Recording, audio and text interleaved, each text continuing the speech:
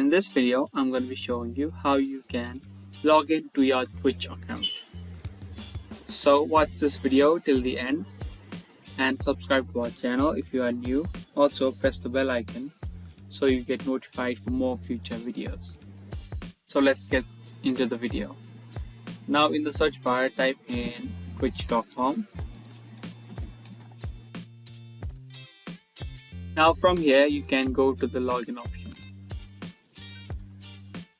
A login box will open.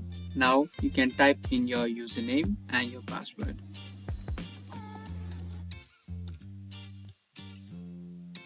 If you don't remember your password, or if you are facing trouble to log into your account, then you can click on this link.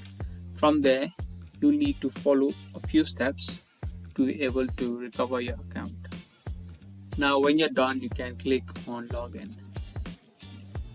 And just like that, you have been logged into your Twitch account. I hope you guys liked this video. If you did, give this video a thumbs up and we'll be back soon with more content similar to this.